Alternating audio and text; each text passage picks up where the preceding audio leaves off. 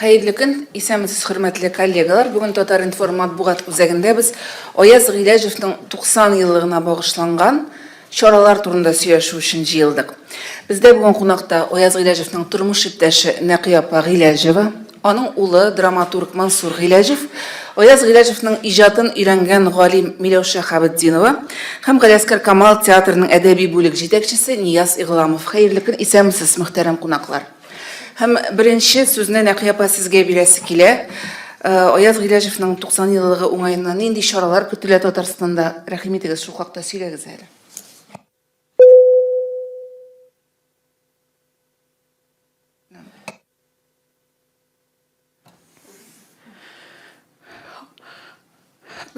Mında matbuğat tan мәгълүматлы кешеләрдер инде матbuğat кешеләре Oyaz Gilajev'nin 90 yıllık юбилейи belgilәп үтелә.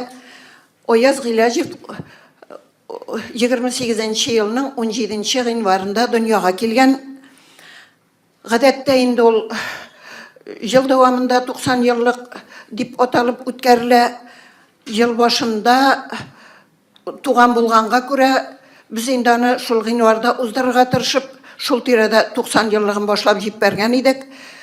Ул бик уңышлы дәвам итте дип әйтә алмыйм мин. Чөнки 90 yıllık уздырылды да, бүтән чаралар бик үк уздырылмады. Мәсәлән, Сорман якларына мөрәҗәгать ителмәде, Зәй якларына Оязның тормышы Сорман Зәйгә бәйле бит инде.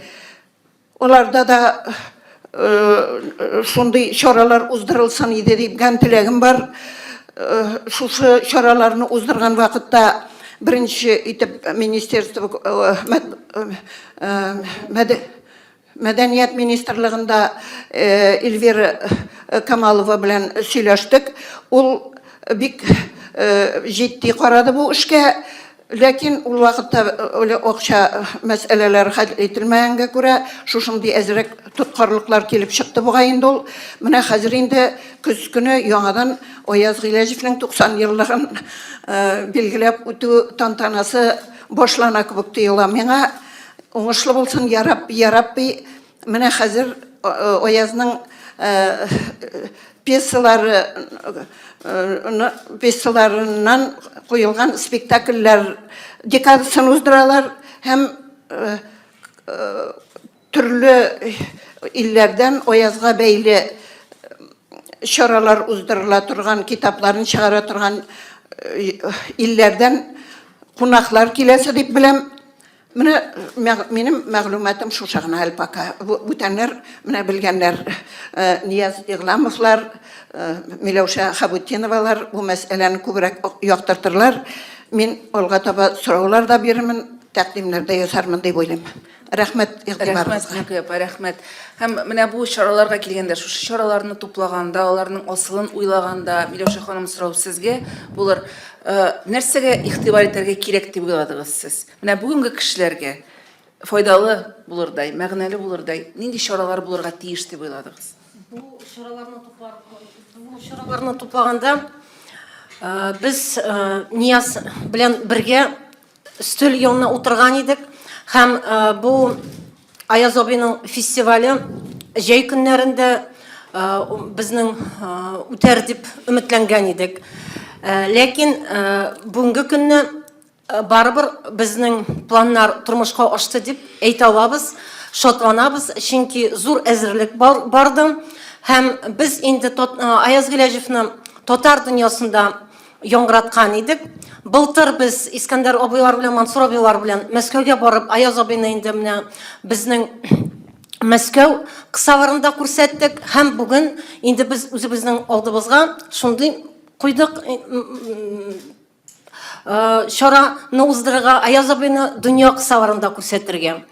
Һәм бу эш төрле этаплардан торды. Нақияпа белән менә без башта Камал театры кичә уздырды. Һәм соңнан без ике площадкада мәктәп укытучылары белән һәм укучылары белән эшләдек. 14-нче гимназия татар мәктәбендә һәм Җәлил поселогына барып инде Oyaz абыйның туган җирләрендә үткәрдек зур конференция укытучылар белән һәм анда төрле проблемаларны шиштек, балалар белән эшләдек, укытучылар белән эшләдек. Аяз абыйның әсәрләре мәктәп программасы да бүген ничек өйрәнә һәм ничек өйрәнергә тиеш дигән төрле чаралар уздырып кайттык.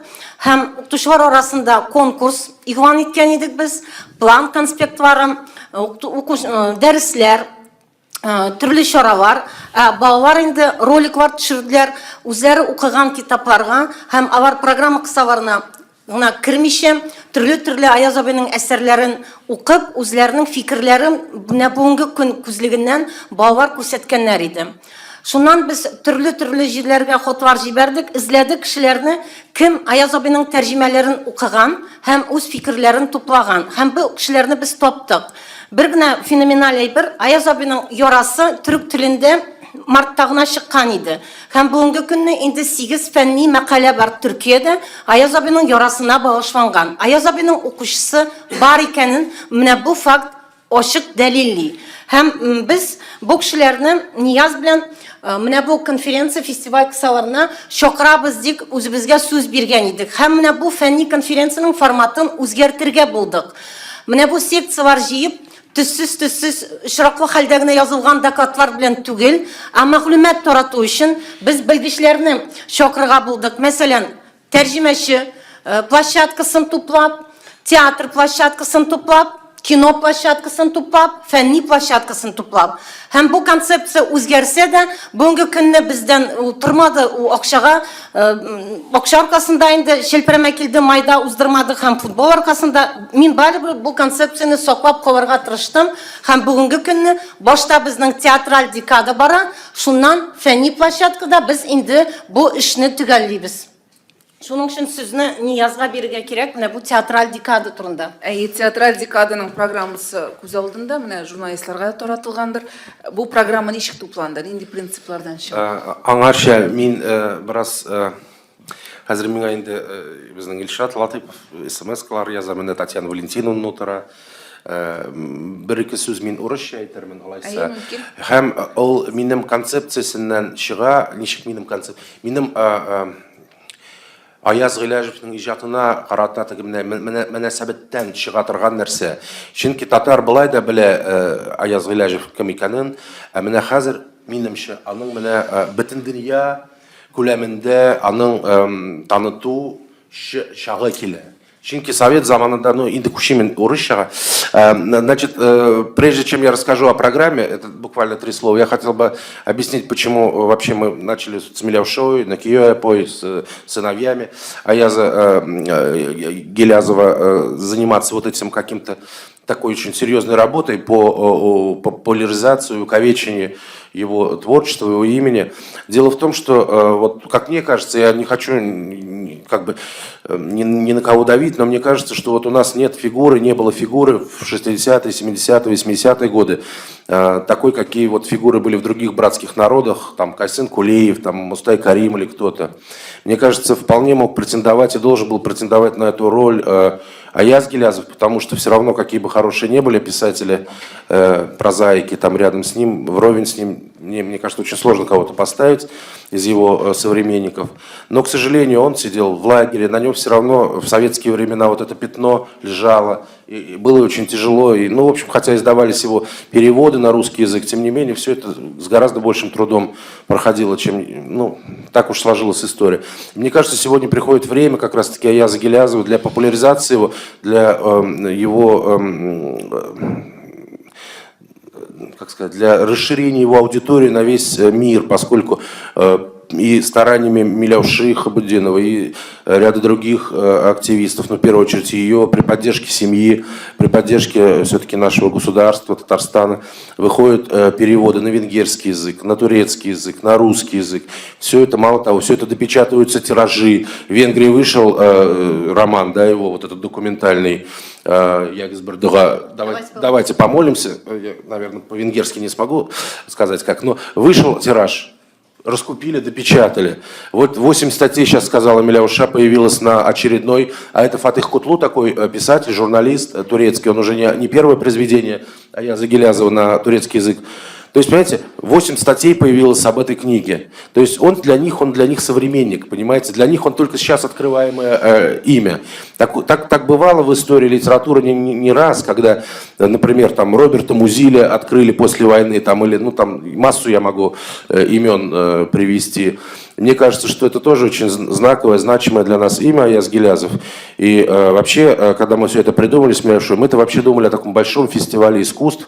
Вот в Воронеже есть фестиваль искусств имени Платонова, Платоновский фестиваль. Там и театр, там и изобразительное искусство, и музыка. То есть связать вот и современную, в том числе, культуру, большой там давать, например, блок, связанный с творчеством самого Ага.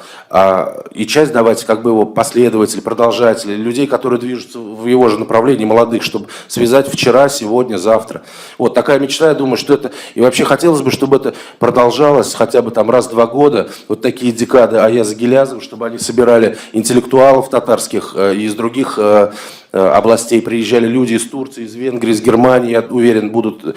И чтобы мы как бы были, ну, чем мы хуже кого-то, там, какого-то другого народа. Вот есть Аксионофест, который вот, в принципе, вот этой концепции отвечает. Мне кажется, мы должны тоже такого плана работу вести. Вот. И 2 слова о том, как программа. Но программа хотелось просто, чтобы были не только спектакли по пьесам Аяза Гилязова, но еще чтобы эти спектакли были хорошими, ну, что ли, интересными, увлекательными для зрителя. Ну, был такой нюанс, например, Хакасский театр мы пригласили, но он приезжает, их также пригласил Тинчуринский фестиваль. Как раз там даты совпадают, мы вели переговоры, чтобы Тинчуринский фестиваль поставил на последний день их, чтобы как бы они вписались в эту декаду. Представьте себе, где Хакасия, это очень сложно, у них достаточно бедная республика, приехать несколько раз они не могут. И вот дальше, значит, альметьевские 2 спектакля, они уже достаточно, ну, Жмах Капкасыму, наверное, лет 10, но это очень интересный спектакль, в котором очень любопытно работает главная героиня Наиля Мифтахова, значит, и ряд других моментов его поставил Ренат Аюпов, а Мансур написал Гилязов инсценировку, ну и другие. И самый последний по времени спектакль, так получилось, это, значит, наш Этеш театра Камала, Этеш Менгенштенге, значит, взлетел петух на плетень. И очень любопытный спектакль, очень рекомендую, из Атнинского театра. Им как раз тоже приближается их столетие, они такой тоже старый театр. Они поставили «Бергю Алганкен», пьесу Буинча «Потерянный день», спектакль. Это была очень интересная пьеса, мне кажется, она не утратила своей актуальности. Вот. Ну, хотелось, в общем, при составлении программы, хотелось, чтобы это не было формальностью, чтобы имя Аяза Гилязова не просто звучало. У нас, к сожалению, очень часто некоторые имена звучат как вот Тукай. Уже полностью, на мой взгляд, девальвировалось это имя, потому что все Тукай, везде Тукай. Тукай, Салават, Сабантуй. Вот такие 3 бренда. А все-таки Тукай, мне кажется, шире и больше, чем что-то. И Аяз Гилязов тоже хотелось бы, чтобы его имя не просто поминалось в СУЕ, не просто дань памяти, а чтобы оно стало живым, чтобы оно нашло новую аудиторию нового поколения разных народов. Не только татарского народа, но и других народов. Вот. Я хочу добавить, вот, когда мы составляли эту программу, хочу напомнить, вот, что сам сказал Аяз Гилязов о своей драматургии. Он написал свыше 40 пьес. Перед уходом он оставил такую запись. Я всегда относился к театру как к трибуне. Возможно, поэтому я не стал драматургом. Вы понимаете, в какое время он жил. Однако, если татары как нация будут жить, есть пьесы, которые никогда не исчезнут с театральных площадок. Среди этих пьес он назвал пьесу «Три аршина земли». Он назвал пьесу «Югалган күн», «Один потерянный день». Между прочим, эта пьеса единственная, которая при жизни Аяза Гилязова, вот в эти годы застоя, смогла преодолеть границу в качестве телеспектакля. В Словакии была поставлена. И это вообще единственная татарская пьеса. Да, участвовал в фестивале, получил очень хорошие отзывы. И дальше он назвал пьесу «Корастында койнар шишме», которая идет сейчас на сцене Альметьевского театра. Она идет на сцене и Оренбургского театра на сегодняшний день. И самое главное, что Сибайский театр тоже поставил год назад этот спектакль. То есть вот так получилось, что Аяз Гилязов пророчески предсказал. И, конечно же, он мечтал и о том, чтобы прозвучала проза. И мы очень рады, что наконец-то проза Аяза Гилязова вышла на сцену, потому что прозу ставить очень тяжело. Самое главное, что создатели этих спектаклей не разрушили Аяза Гилязова. Они сохранили его самобытный голос. И вот этим и самобытен этот спектакль, что голос Гилязова жив, его образная система не получила такую, не была искорежена, как сегодня модно ставить классику. Для нас это было главное. И я думаю, что каждый спектакль будет подарком. Дело в том, что вот если мы начинаем мы театральную декаду со спектаклем «Кишир мина жирен», «Прости меня, земля» Хакасского театра, они нашли ключ через свой фольклор. И нам будет безмерно любопытно, как через хакасский фольклор можно поставить татарскую прозу. Я приглашаю на этот спектакль. Они сквозь этот спектакль показали судьбу исчезающего в 20 веке хакасского народа. И, естественно, наш театральный спектакль, блестящие постановки в различных жанрах. Здесь есть и мелодрама, гротесковое видение Аяза Гилязова. Здесь есть театр повествования. Каждый спектакль своеобразен по-своему. Каждый поставлен с душой и будет открытием творчества Аяза Гилязова сегодня. Спасибо. Спасибо, рахмет. Сұрау, мына Мансур әфәнді сізден де сұрайсы келе. Мұнда Ояз Гилязовтың ижатының актуаллігі турында сөз болды, Нияз да айтты, Милеуша ханым да айтты. Хәзер Ояз Гилязовтың таныту шыры дейділер. Мына сіз де ижатшы, Ояз Гилязовтың талантлы улы, һәм сіз де бүгінгі вазғиятны, бүгінгі халықны, аларның уй фикерләрін күзәтәсіз. Сіздің мына шу сөзге құрата фикіріңізді де ештәсі келе. Ни өчен бүген менә шушы, ни өчен нәкъ бүген куярга кирәк менә бу әсәрләр, ни өчен бүген күрсәтергә кирәк аларны? Мен беренчедән нәрсә әйтәсем килә. Менә соңгы еллар берничә елда уннан артык театр төрле төбәкләрдә Ояз Гилязовның пьесаларын куйды. Белгәнемчә, мин күп театрлар белән элемтәдә торам, алар берсе дә теге өстән кушып, җәменә нәкъ шушы менә чараларда катнашык дип куймадылар. Ул ничектер менә эштән аларның үз театрларының менә ничектер режиссерлар үзләре менә килеп җиттеләр шушы чорга, шушы Ояз Гилязовның әсәрләренә. Һәм мин аның сәбәбен бәсен нәрсәдән эзлим.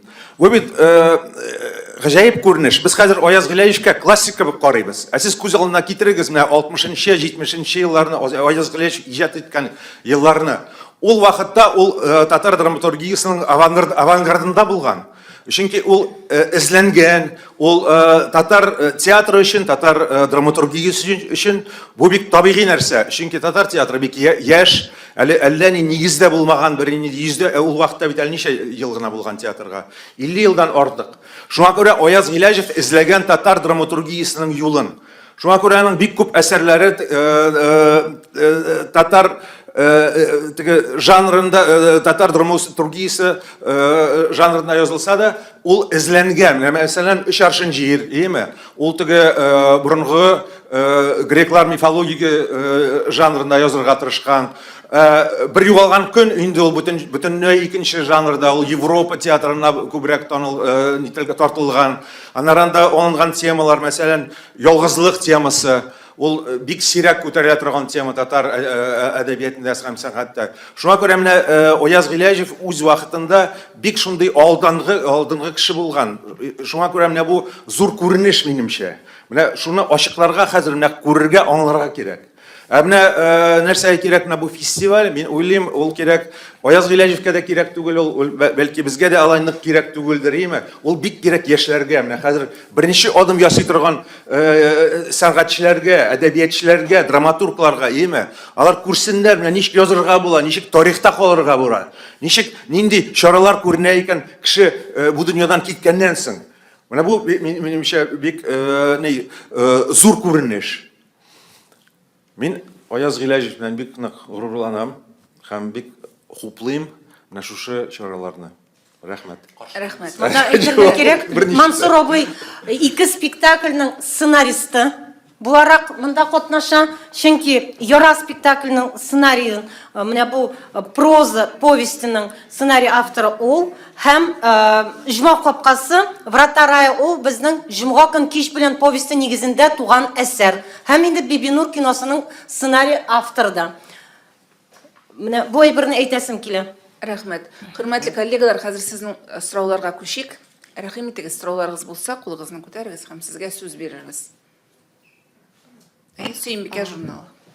Шулпан Рәхмәтова, сез әйттегез театраль декада, соңыннан фәнни була дип әйттегез. Менә шуны аныклап китегез әле зинһар өчен. Һәм икенче сорау менә сез бик күп Аяз Гыйләҗевнең спектакльләре Сибайда булды, Оренбургта булды дип әйттегез.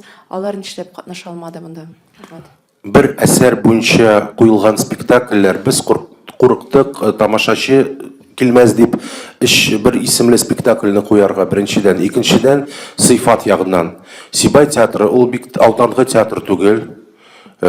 Башкортстанда мин чынлап әйткәндә мин бераз шикләндем аларны чакырырга. Оренбург театры да бик әйбәт хәлдә түгел бүгенге көндә. Чынлап әйткәндә бу театрлар сыйфат ягыннан әле әйдәп баручылар түгел. Без Миләүшә белән әйбәт спектакльләрне китерергә булдык. Сан мөһим түгел, сыйфат мөһим. Бу принциптан чыгып. Рәхмәт. Һәм менә бу декадалар турында сорау. Шулпан, мөмкин булса конкретрак сорау. Менә бу 2 декада турында нәрсә? Юк, менә алар бергә баралар. Башта театраль декада һәм менә бу Аяз абыйның юбилейның нәтиҗәсе инде да ул фәнни площадкада. Менә ул фәнни площадка 12 ноябрьдән эшли башлый. Кунаклар 11 киләләр Казанга һәм алар театраль декаданың финалында катнашалар.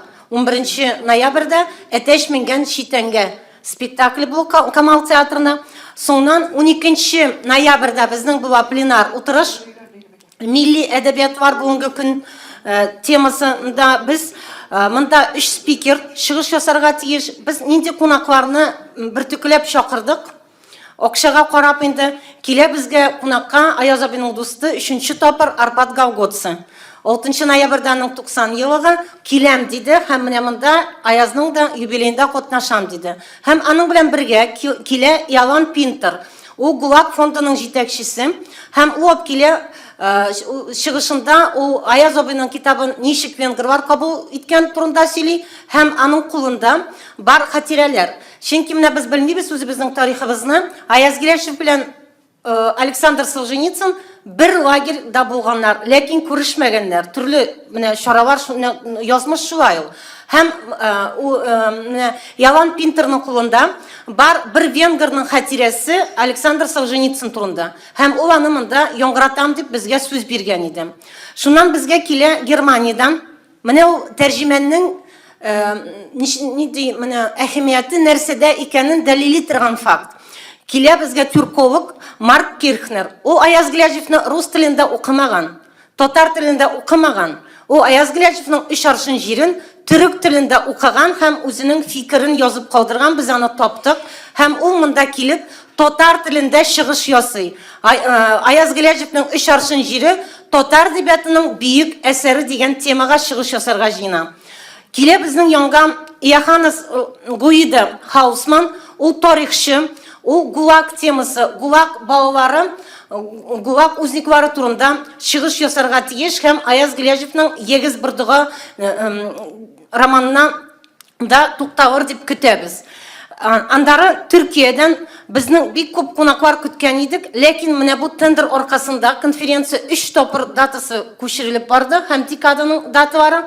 Шуның өчен безнең чакырган кунаклар хәзер килә алмыйбыз дип әйттеләр. Берсе генә килә. Исмаил Түркоглу, ул түрколог, ул безгә алып килә инде мәгълүмат Аяз Гыйләҗевнең Төркиядә укучыларның фикерләрен туплап алып килә. Без менә шулай точечно эшлибез.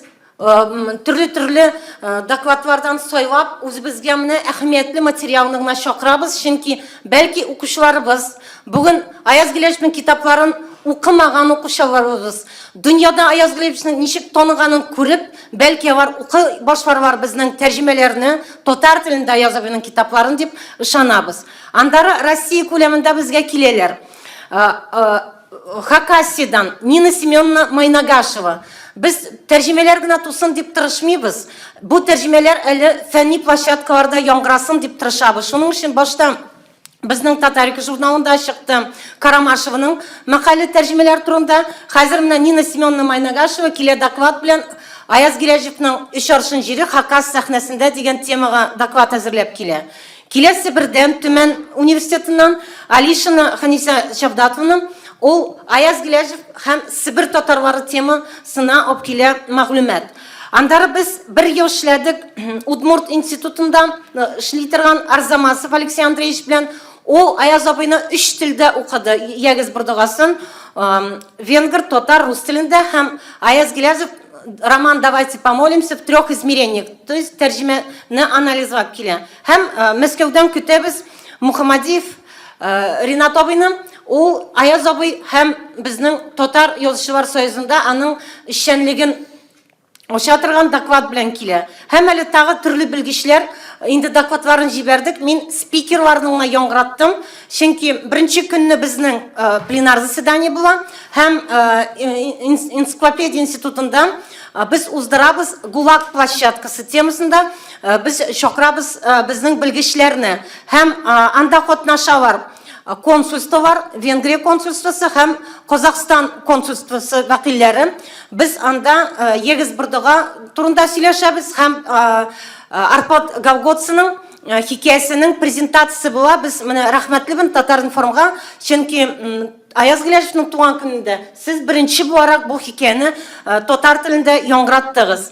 Һәм икенче көнне безнең тәрҗемәчеләр площадкасы эшли һәм тәрҗемәгә карый торган. Менә бүген татар әдәбияты төрле дөнья почмакларында без ничек аны яңгыратырга тиешбез һәм бу тәрҗемәчеләрнең эшчәнлеген яктыртабыз. Ансы безнең институтта була һәм телгә карата секция эшләнәчәк. Һәм 3нче көнне без укытучыларны һәм укучыларны җыябыз. Менә аларның сораулары буенча Бибинур образын ачабыз. Монда инде без артистларны чакырабыз, режиссерларны, сценаристларны чакырабыз. Әле менә вторник көнне онытмадык. Оныттым әйтергә. Даталарны тоже билгеләп. Да, вторник, среда. 12 ноябрь пленар заседание һәм ГУЛАГ площадкасы эшли. 13 ноябрь тәрҗемәчеләр площадкасы һәм без Аяз Гиләҗевнең түрк телендә чыккан повестінің презентациясын уздырабыз. Монда Төркия консулын чакырабыз дип көтәбез, инде килер дип көтәбез. Һәм монда тәрҗемәчесе катнаша, Фатих Котлы. Хәзер инде без мактана алабыз. Фатих Котлы берәү повестен тәрҗемә итеп битерде. 5 повестен тәрҗемә итәм дип үстенә алган иде. Һәм бүген әйтә алабыз, Фатих Котлы бу эшне башкарып чыкты, Аллага шөкер. Һәм инде без монда Аяз абыйның ярасы буенча Камал театрда спектакль куйган иде. Һәм монда инде Камал мәктәбе форматында без безнең бинада үткәрәбез менә бу спектакльнең презентациясын.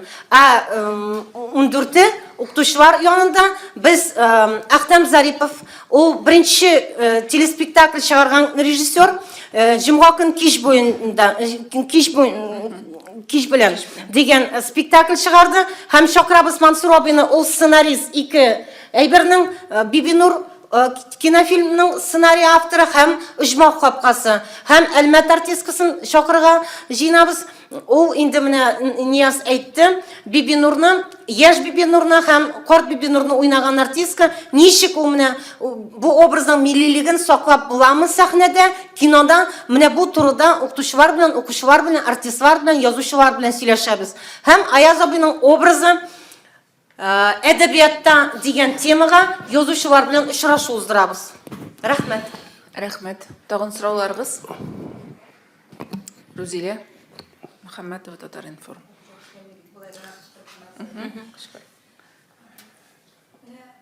Аяз абыйның юбилейы только Камал театрына гына һәм Лёша Хабитиновага гына кирәктер кебек Никола. Безнең бит инде башта бик күп оешмалар бар, язучылар союзы, аннары сатылыгына тагын кемдер нәрсәдер эшлиме, әллә менә шушы Рузилә, эшлиләр, әлбәттә, ләкин белмим, бу сорауга ничек кенә җавап бирмәсәң, ул Үзенең ниндер теге Белмим, башта беренче этапта безгә бик ярдәм итте язучылар берлеге. Данил Салихов безне җыйды берничә тапкыр. Без бит баштан белмәдек, кайсы оешма, кайсы дәүләт оешмасы безнең кул астына алачак. Министерство буламы, ул шәһәр культура башлыгымы. Һәм барас менә шундый тегениләр барганда без инде безгә инде беренче чиратта менә чынлап та беренче министрның беренче урынбасары Эльвира Камалова безгә ярдәм кулын сузды һәм бик хуплады ул идеяны. Аяз Гыйләҗев ул чынлап та ул аның өчен теге формаль рәвештә яратты, аның өчен ул чынлап та иң зур авторлардан берсе, ул шуны билгеләп әйтте һәм безгә ярдәм итте менә оештырырга. Һәм ну һәр нәрсәдә берничә активист кына булырга тиеш минемчә. Камал театры Миләүшә Хәббединова булса, ул җитәдер инде шушы хәрәкәтне кузгалыр өчен. Инде аннары, инде чөнки мин точно, мин мәсәлән эшләрмен. Теләсә ничек куйылгыз, ләкин мин киләсе елгамы берничә елдан соң барбыр шундый теге кабатларга тырышырмын. Менә Миләүшә белән бергә, Нәхияфә белән бергә. Исән булсак деген. Исән булсак, без белмибез, без бит нинди илдә яшәгәнебез аңлыйбыз, бик яхшы, ләкин мөмкинлектән чыгып әйтүем, без бу эшне, бу Аяз Гыйләҗевнең исемен, иҗатын популярлаштыру буенча менә бу хәрәкәтне эшне без дәвам итәргә тырышырбыз һәр хәлдә. Бу просто разовый мероприятие булмас, минемчә. Булмаска тиеш. Бездә татарда андый фигуралар бик әз. Менә язасыз сез Зөләйхәләр, ниләр, бит бүгенге көн кем нинди прозаик аңа каршы чыга ала? Иҗат ярышуда. Менә, пожалуйста, сезгә Аяз Гыйләҗев бар. Сүз бит милли хатын-кыз характеры турында бара. Аның тасвирлау турында. Аны менә күрсә, менә Аяз Гыйләҗев бар. Бүгенгеләр бит шуңа күрә электә, хәзердә аның иҗатына, аның шәхесенә килешүчеләр бик күп. Әлегә хәтле. Нишлисең? Шуңа күрә, Чурдашлары күп вакытта авырдыр яшәве. Аязга яшәве, Аязның иҗатының яшәвенә авырдыр дип әйтүем. Сез әйтәсез, Миләүшә һәм Галиәскәр Камал театрына гына кирәкме дип. Дөрестән дә булар инде җигелеп тартучылар, Нияз белән Миләүшә җигелеп тартучылар. Ләкин шул ук вакытта бит матбугат оешмаларының активлыгы да күренми әле. Монда мин дөрестән дә шулай уйлыйм. Ни эшләп Аязны шулай салкын карыйлар икән матбугат оешмалары дип.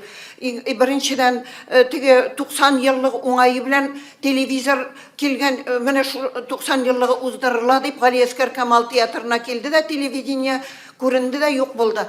Хәтта Аяз Гыйләҗевнең 90 еллыгын телевидениега да төшереп алырлык телевидениебез булмагач нәрсә дип әйтергә мөмкин. Монда әйтергә ярыйдырмы, ул сүзне белмим, ләкин мин бик гаҗәпкә калдым. Ничек инде телевидение Аяз Гыйләҗевнең 90 еллыгында төшерә алмады икән? Аны күрсәтмәделәр дә, Аязның 90 еллыгы шулай мыштым гына үтте дә китте. Аяз Гыйләҗевнең кичәсен әзерләде Гүзәл Сагитова, ул Аяз Гыйләҗев драматургиясе буенча кандидат диссертациясын яклаган кеше. Эшләүчеләр күп. Менә мин рәхмәтемне әйтәсем килә Татарстан радиосына. Аяз абыйның туган көндә русча тәрҗемәне яңгыраткан Лейсан Фаизова ул чыгарды. Аяз абыйга 90 елгына багышланган передача чыгарды. Андары ТНВда әзерләнде әдәбият циклынан бер передача. Нәкыяпада яздылар бит, кызлар Нәкыяпа 90 елга йөрәктән йөрәккә булдан дип передача. Җәмәгать бөтенләй юк дип әйтеп булмый. Хуплаучылар да күп, ярдәм кул сузучылар да аз түгел. Я здесь по-русски хочу объяснить ситуацию, вот как так вот получилось, почему именно Аяз Гыйләҗев, да, у всех возникает вопрос.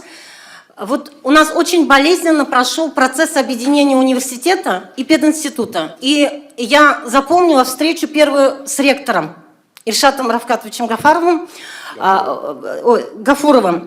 Когда он пришел к нам на татарский факультет, первая его фраза была: вот как вот вы можете татарскую литературу вывести в мир? Меня вот это как-то, видимо, задело, потому что я в то время занималась такташем, татарской поэзией. И я тогда перед собой поставила вот задачу взять одного писателя и вывести в мир. Это действительно, не я правильно сказал, такой результат может только быть результатом плановой работы. Без плановой работы это невозможно. В университете меня поддержали, я работала плотно с семьей, со всеми структурами, и с Союзом писателей, и с Министерством культуры, и с Татарским книжным издательством. И поэтому получился вот такой хороший результат сегодня. И вы сегодня можете прийти на эту конференцию, и университет будет держать экзамен. Что может сделать одна кафедра пропаганде одного татарского писателя? Мы вам это представим на пленарном заседании. Это не только Милям Шахабуддинова. Просто для вас это будет сюрпризом. Можно это делать. Можно делать только с таким писателем, который открыт миру, который, правильно сказал Нияз, не местечковый, который умеет вывести свой народ, вот то, что сделал Чингиз Айтматов. Благодаря Чингизу Айтматову весь мир знает, что такое Киргизия и что такое киргизский народ. Это конвертация культуры вот от одного народа в культуру другого народа. Не каждый способен это испытание пройти, правда? Аяз Гилязов это сделал. Он не отрицая своей национальной сущности, вышел на общемировую арену и нашел такие темы, которые интересны не только сугубо татарскому читателю, а интересны всему миру. Да, приходится экспериментировать, искать. Например, когда я выбирала книги, которые будем продвигать турецкому читателю, я исходила из того, что турецкий читатель, он патриархальный читатель. И, соответственно, ему мы предложили произведения из деревенской прозы Аяза Гилязова. И эти книги пошли. Сегодня мы можем сказать, что 3 аршина земли 8-тысячным тиражом, 2 издательства переиздают Аяза Гилязова.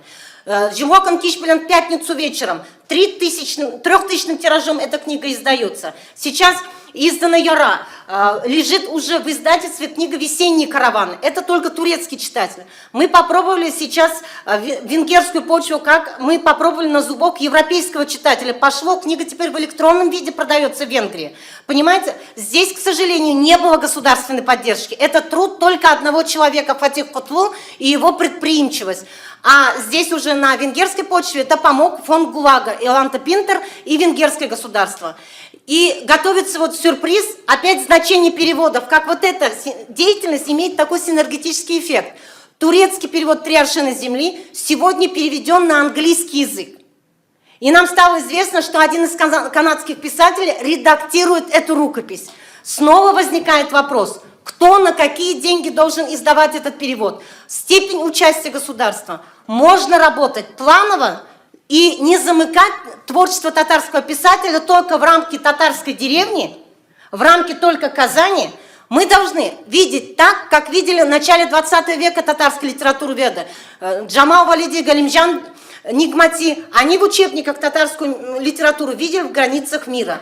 И, естественно, мы будем снова выстраивать диалог, потому что мы с Ниязом мечтали о том, чтобы вот в рамках фестиваля запущена была переводческая деятельность на европейские языки. Мечты и планы у нас есть, и отступать мы не собираемся, потому что мы сегодня можем уже презентовать прекрасные результаты этой деятельности. Аяз Гилязов жив, и он интересен сегодняшнему читателю разных поколений. И мы очень рады, что наши прогнозы оправдались. Да, спасибо. Я только одно добавлю. Еще Балтаком Кулунда, вот роман, он требует тоже очень переводов, потому что вот эта тема, она будет сейчас как нельзя актуальна в Европе. И тему ГУЛАГа, естественно, Ягез Бардыга. Потому что им, может быть, не очень интересно. Но я вообще никогда не читал его иногда. Было такое понятие писатель-деревенщик.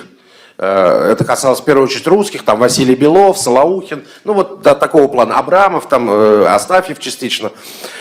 И также по тому же принципу причисляли Аяза Гилязова, там писатель деревни. Он никогда, мне кажется, у него события происходят не в деревне, а на белом свете. У него там нет, ну, деревня это антураж, это, поэтому, мне кажется, он интересен турецкому зрителю, читателю, венгерскому, на английский язык, мне кажется, очень перспективно. Ведь мы, смотрите, мы упускаем, у нас сейчас есть несколько поэтов вполне мирового уровня, но нет переводов. У нас нет ни одного человека, кто бы свободно переводил. Вот умер Бухараев, единственным человеком на свете, который с татарского на венгерский и с венгерского на татарский может переводить, это моя младшая сестра. Вот. Надо для того, чтобы кто-то получил, например, мы говорим там, надо ставить большие задачи. Чтобы татарин получил Нобелевскую премию, нужно переводить в первую очередь на северогерманские языки. Немецкий, норвежский, финский, датский, шведский. Понимаете? Нужно делать эту работу, а не переводить всяких депутатов, которые там, ну, хорошие, может быть, ребята, или там лауреаты госпремий каких-то, а переводить реально, кто сегодня в мире интересен. Насчет романа «В чьих руках топор», над ним работает, над переводом этого произведения работает Наиль Ишмухаметов, человек, который перевел «Давайте помолимся». Мы ждем... На русский, да. Эта работа ведется. К юбилею Аяза Гилязова была переведена его повесть, которая получила сценическое освещение, получается, в рамках декады. Повесть «Йора», «Рана», она переведена на русский язык. И, наверное, через год выйдет новый сборник повестей Аяза Гилязова в татарском книжном издательстве. Сейчас мы занимаемся формированием этого сборника, куда и будет включена эта повесть, когда будет отредактирована. То есть работа не останавливается. Мы выбрали вектор и видим, что мы на правильном пути. И я думаю, что и найдутся переводчики. Вот видите, мир стал откликаться на Аяза Гилязова. И очень жаль, что откликается не на татарский, русский текст. Да? И то есть получается, наверное, это урок нашим государственным чиновникам обратить внимание на то, чтобы они выделяли деньги на переводы на другие языки. Потому что переведенный на турецкий язык текст теперь оказался продуктивен. И, кстати, детские рассказы Аяза Гилязова, переведенные на турецкий язык Фатих Кутлу, были перекуплены авторские права болгарским книжным издательством. Вы понимаете просто вот... Это цепная реакция, это вот цепная реакция. Механизм абсолютно тот же. А дальше пойдет как снежный ком. Все. Нет больше. Рузилия сұрау. Менә безнең татар кинематографиясендә беркемгә дә күрсәтергә ят булмаган бик аз фильмнарның берсе Биби Нурайева, Аяз абыйның әсәре буенча. Аның тагын кайсы әсәре ничектер анда яңартыпмы, бәлки күпмедер үзгәреш кертепме, аның нигезендә фильм төшереп булыр иде дип саныйсыз. Менә кайсы әсәренә кагылырга тотынырга. Любой.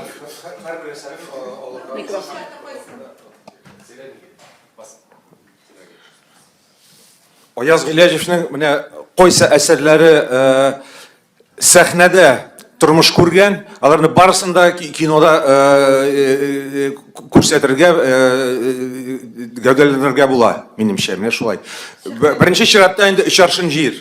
Менә ул әзер материал, ләкин ул тарихи материал. Аны төшерер өчен ниләр кирәк? Павильоннар кирәк, компьютерный графика кирәк. Шуңа күрә әле без матди яктан әзер түгел әле Аяз Гилязовның әсәрләрен бүгенге көндә төшерергә.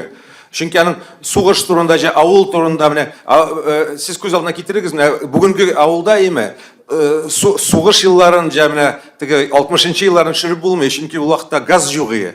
Хәзер бит һәр йортка газ кертелгән, асфальт кертелгән. Шуңа күрә ул авылларны яңадан төзергә кирәк. Сез күз алдына китерегез. Ульян өлкәсендә төшерербез алар.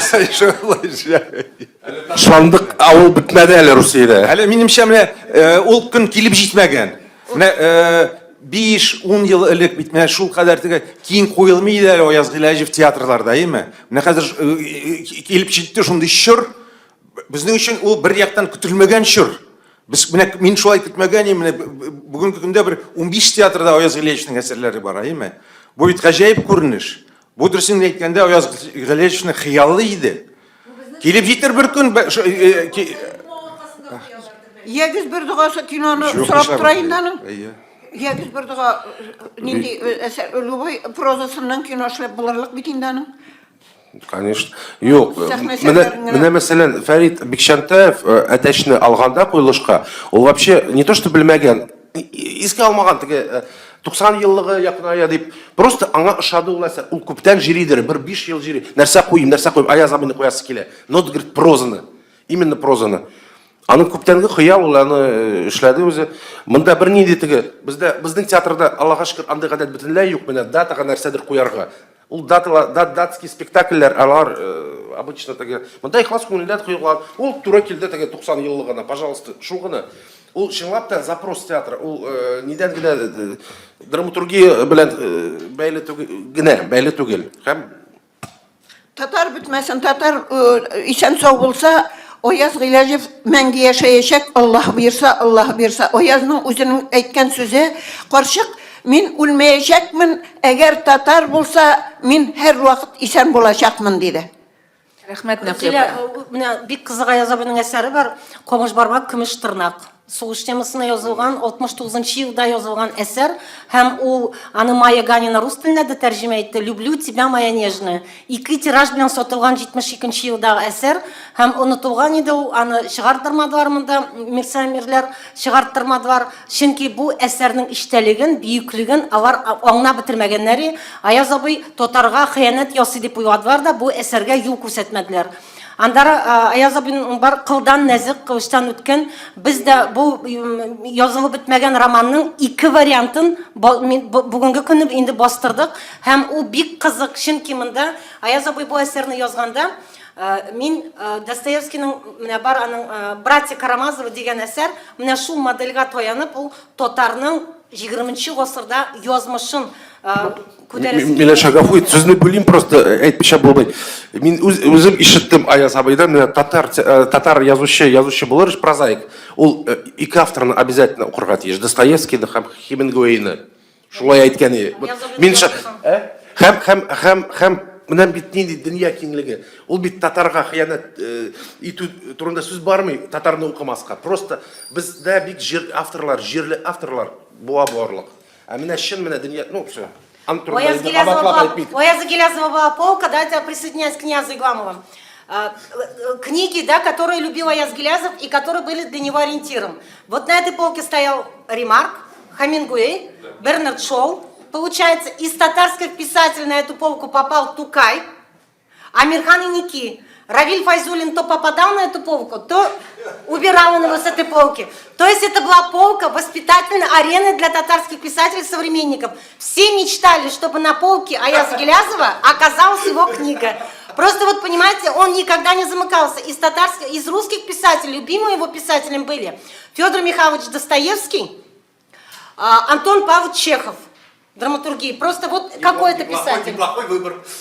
Да. У меня вопрос к Мансуру, извините, тут микрофон не работает. Мансур, а нет желания снять фильм об отце? Но все-таки жизнь такая, что там очень ярко выражена, да? Может быть, стоит как-то... Ну, желание есть. Опять же, я вот сейчас конкретизирую ситуацию нашего кинематографа. Мы пока не готовы к таким масштабным и высокобюджетным фильмам. То есть, если снимать фильм об Аязе Гилязове, это обязательно должна быть лагерная жизнь, это должна быть обязательно история, это должна быть обязательно 60-е, 70-е. Это грандиозно, это эпопея. То есть снимать какой-то такой малобюджетный и такой ограниченный фильм, это было бы недостойно. Если снимать вот такого масштабного... Я уверен, что это время придет. Потому что этот материал ведь никуда не делся, он живет и в материалах, и в архивах, и в наших сердцах, самое главное. Так что я думаю, что это вопрос чисто времени. Да, технический, и просто материальная должна быть подготовка к этому. Это очень высокий бюджет. То есть я прекрасно понимаю, потому что я всегда общаюсь с продюсерами, да, и с нашими, и с российскими, и я прекрасно понимаю, что если этим проектом куда-то идти, еще пока рано. Вот. Этот вопрос поднимался и во время презентации в Москве. К нам подходили, там были представители киноиндустрии. Да. Они сказали, прекрасный материал для кино. Но вот все упирается в финансирование в данной ситуации. Рәхмәт. Хөрмәтле коллегалар, тагын бер сорауыгыз булса, вакыт бар. Әгәр дә сорауларыгыз булмаса, матбугат конференциясын төгәллик. Зур рәхмәт игътибарыгыз өчен. Рәхмәт сезгә килеп. Рәхмәт бик зур сезгә барыгызга да. Рәхмәт, уңышлар. Сабырлык өчен.